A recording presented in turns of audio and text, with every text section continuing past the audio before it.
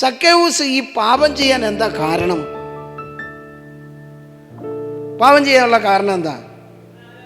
അവനെ മറ്റുള്ളവർ അംഗീകരിച്ചിരുന്നില്ല. സമൂഹത്തിൽ നിന്നുള്ള തിരസ്കരണമാണ് അവനെ പാപത്തിലേക്ക് നയിച്ചത്. Price the Lord. ഒരു കാര്യം മനസ്സിലായില്ലേ? നമ്മളും പലരും പാപം ചെയ്യാൻ അടിസ്ഥാന കാരണം നമുക്ക് ലഭിച്ച തിരസ്കരണമാണ്. ജീവിതത്തിൽ നമുക്ക് കിട്ടിയ തിരസ്കരണമാണ് നമ്മളെ പലരെയും പാപം ചെയ്യാനായിട്ട് പ്രേരിപ്പിച്ചത്. അല്ലെങ്കിൽ ഒന്ന് ചോദിച്ചു നോക്കിക്കേ പ്രിയപ്പെട്ടവരെ, നമ്മുടെ ജീവിതത്തിൽ ഇതാണ് കാരണം. അപ്പം അതുകൊണ്ട് യേശു പറഞ്ഞു, ഞാൻ ഇന്ന് നിന്റെ ഭവനത്തിൽ വസിക്കും. യേശു അവൻ്റെ വീട്ടിൽ വന്ന് വസിച്ചപ്പം, അവൻ്റെ കൂടെ വന്ന് താമസിച്ചപ്പം ഒരത്ഭുതം നടന്നു. എന്താണ് ആ അത്ഭുതം? ആ അത്ഭുതം എന്താണെന്ന് റോമാലേഖനം 5-ാം അധ്യായം 5-ാം തിരുവചനത്തിൽ രേഖപ്പെടുത്തിയിട്ടുണ്ട്. വായിക്കാവോ? റോമാലേഖനം 5-ാം അധ്യായം 5-ാം തിരുവചനം. പ്രത്യാശ നമ്മളെ നിരാശരാക്കുന്നില്ല. നമുക്ക് നൽകപ്പെട്ടിരിക്കുന്ന പരിശുദ്ധാത്മാവിലൂടെ ദൈവത്തിൻ്റെ സ്നേഹം നമ്മുടെ ഹൃദയത്തിലേക്ക് ചൊരിയപ്പെടുന്നു. Praise the Lord. സക്കേവൂസിൻ്റെ ഹൃദയത്തിൽ ഒരു വലിയ വാക്യം ഉണ്ടായിരുന്നു. വാക്യം എന്ന് പറഞ്ഞാൽ ഒരു കാലി സ്ഥലം ഉണ്ടായിരുന്നു, ഒരു ശൂന്യതയുണ്ടായിരുന്നു. സ്നേഹിക്കപ്പെടാൻ, സമൂഹത്തിൻ്റെ സ്നേഹം കിട്ടാത്ത, സമൂഹത്തിൻ്റെ അംഗീകാരം കിട്ടാത്തതിൻ്റെ ഒരു ശൂന്യത അവൻ്റെ ഹൃദയത്തിലുണ്ടായിരുന്നു.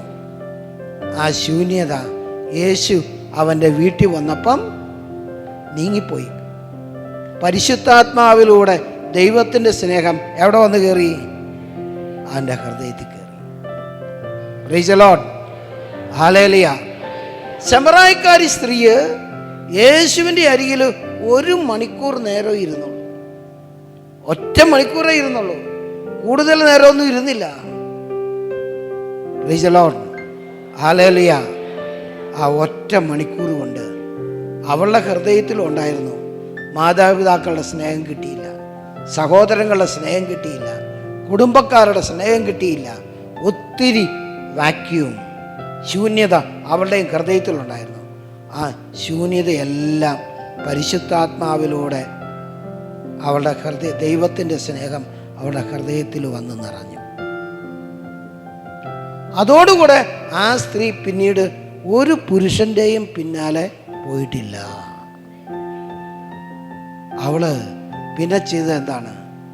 അവള് പിറ്റേ ദിവസം പട്ടണത്തിൽ ചെന്ന് ആൾക്കാരോട് പറഞ്ഞു, എൻ്റെ പഴയ കാര്യങ്ങൾ മുഴുവൻ എന്നോട് പറഞ്ഞവൻ നമ്മുടെ ഗ്രാമത്തിലുണ്ട്, വരിക, അവനെ വന്ന് കാണ്, അവൻ ക്രിസ്തുവാണ്, അവൻ ക്രിസ്തുവാണ്. Price the Lord. ഈ ശമറായിക്കാരിയെപ്പറ്റി ബൈബിളിൽ കൂടുതലൊന്നും പറഞ്ഞിട്ടില്ല. പക്ഷേ ആദിമ ക്രൈസ്തവരുടെ പാരമ്പര്യത്തിൽ പറയുന്നത് അവള് യേശുവിനെ അടുത്തനുഗമിച്ച ഏറ്റവും ശക്തയായ ഒരു സുവിശേഷ പ്രവർത്തകയായിരുന്നു. യേശുവിൻ്റെ മരണത്തിന് ശേഷം അവൾ അനേകരെ യേശുവിലേക്ക് കൂട്ടിക്കൊണ്ടുവന്നു. യഹൂദരുടെ വിരോധത്തിന് അവൾ പാത്രമായി. യഹൂദർ അവളെ കൊന്നു, വെട്ടിക്കൊന്നു അവളെ.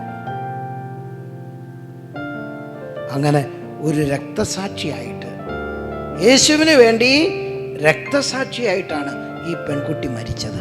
Price the Lord. വിശുദ്ധയായിട്ടാണ് അവൾ ജീവിച്ചത്. അന്ന് യേശുവിനെ കണ്ടുമുട്ടി അന്ന് തൊട്ട് അവൾ വിശുദ്ധിയിലേക്ക് തിരിച്ച് മടങ്ങി വന്നു. Price the Lord. Hallelujah, hallelujah. ഇവിടെ സംഭവിച്ചത് എന്താണെന്നുള്ള കാര്യമാണ് പൗലോസ് അപ്പോസ്തലൻ റോമാലേഖനം 5-ാം അധ്യായം 5-ാം വാക്യത്തിൽ നമുക്ക് വെളിപ്പെടുത്തി തന്നത്. എന്താണത്? പ്രത്യാശ നമ്മളെ നിരാശരാക്കുന്നില്ല.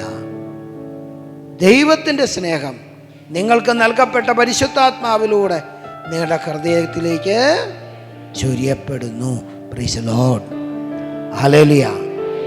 ദൈവത്തിൻ്റെ സ്നേഹം നമ്മുടെ ഹൃദയത്തിൽ ചൊരിയപ്പെടുമ്പം സ്നേഹത്തിന് വേണ്ടിയുള്ള നമ്മുടെ ഹൃദയത്തിൻ്റെ ദാഹം ശമിക്കും.